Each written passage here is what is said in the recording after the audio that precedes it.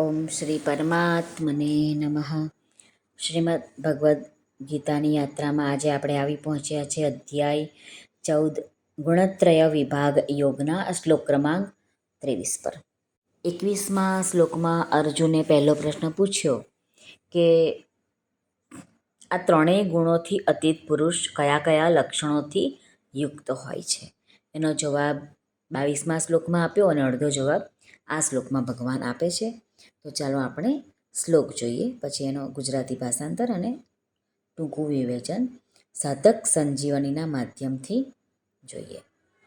શ્રી ભગવાનુવાચ ઉદાસીનવદાસીનો ગુણેર્યો ન વિચાલ્યતે ગુણાવર્તન્ત ઇત્યેવ યોવતિષ્ઠતિ નેંગતે. શ્રી ભગવાન અર્જુનને કહે છે, જે સાક્ષીની પેઠે સ્થિત થયેલો ગુણો વડે વિચલિત કરી શકાતો નથી તથા ગુણો જ ગુણોમાં વર્તે છે, એટલે કે ત્રિગુણમયી માયામાંથી ઉદ્ભવેલા બુદ્ધિ, અહંકાર અને મનરૂપી અંતઃકરણ સહિત ઇન્દ્રિયોનું જે પોતપોતાના વિષયોમાં વિચરવું છે એ જ અહીં ગુણોનું ગુણોમાં વર્તવું કહ્યું છે. એમ સમજીને જે સચ્ચિદાનંદ ઘન પરમાત્મામાં એકાત્મ ભાવે સ્થિત રહે છે તેમજ એ સ્થિતિથી કદી વિચલિત નથી થતો. હવે આપણે રામસુખદાસજી મહારાજ જે વિવેચન કરે છે એ સાધક સંજીવનીમાં એનું આપણે જોઈએ. ઉદાસીન વદાસીન. મહારાજ કહે છે કે બે વ્યક્તિઓ પરસ્પર વિવાદ કરતી હોય તો એ બંનેમાંથી કોઈ એકનો પક્ષ લેવાવાળો પક્ષપાતી કહેવાય છે અને બંનેનો ન્યાય કરવાવાળો મધ્યસ્થ કહેવાય છે.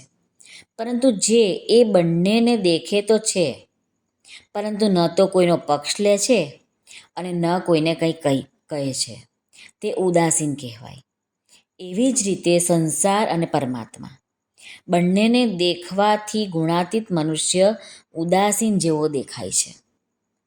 મહારાજ કહે છે કે જો વાસ્તવમાં જોવામાં આવે તો સંસારની સ્વતંત્ર સત્તા જ નથી. સત સ્વરૂપ પરમાત્માની સત્તાથી જ સંસાર સત્તાવાળો દેખાઈ રહ્યો છે.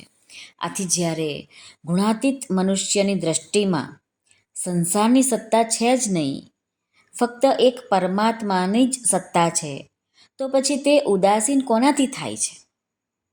પરંતુ જેમની દ્રષ્ટિમાં સંસાર અને પરમાત્માની સત્તા છે એવા લોકોની દ્રષ્ટિમાં તે ગુણાતીત મનુષ્ય ઉદાસીનની જેમ દેખાય છે. એટલે ભગવાને અહીં ઉદાસીનો વદાસીનો ગુણેર્યો ન વિચાલ્ય તેમ કહ્યું છે. આવા મનુષ્યોના અંતઃકરણમાં સત્વ, રજ અને તમ આ ગુણોની વૃત્તિઓ તો આવે છે પરંતુ તે એમનાથી વિચલિત નથી થતો.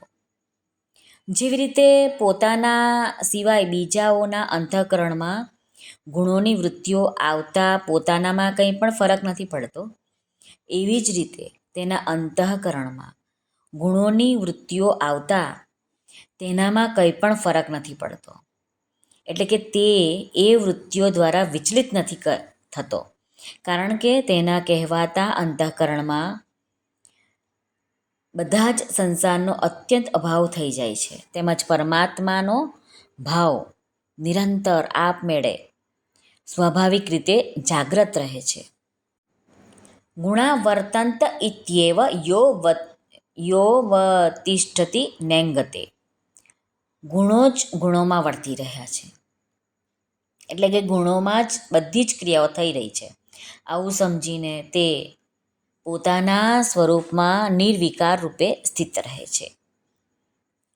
ટૂંકમાં મહારાજ કહે છે કે ગુણાતીત પુરુષ પોતે કંઈ પણ ચેષ્ટા કરતો નથી, કારણ કે અવિનાશી શુદ્ધ સ્વરૂપમાં કદી કોઈ ક્રિયા થતી જ નથી.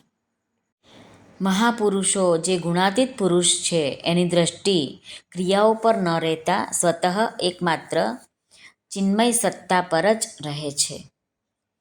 શ્રી કૃષ્ણાર્પણમસ્તુ. સર્વને ભાવથી જય શ્રી કૃષ્ણ. રાધે રાધે. હરિ ઓમ તત્સત. જય ગુરુદેવ દત્ત. જય સ્વામિનારાયણ. જય માતાજી. નમઃ પાર્વતી પતે. હર હર મહાદેવ. હર સિદ્ધેશ્વર મહાદેવની જય. આજ્ઞાનંદની જય. સર્વનું કલ્યાણ થાઓ, સર્વનું કલ્યાણ થાઓ, સર્વનું કલ્યાણ થાઓ. જો આપને આ વિડીયો પસંદ આવ્યો હોય તો આ ચેનલ છે ધાર્મિક, અને લાઇક, શેર અને સબસ્ક્રાઈબ જરૂરથી કરશો. આપ સર્વનો ખૂબ ખૂબ ધન્યવાદ, આભાર.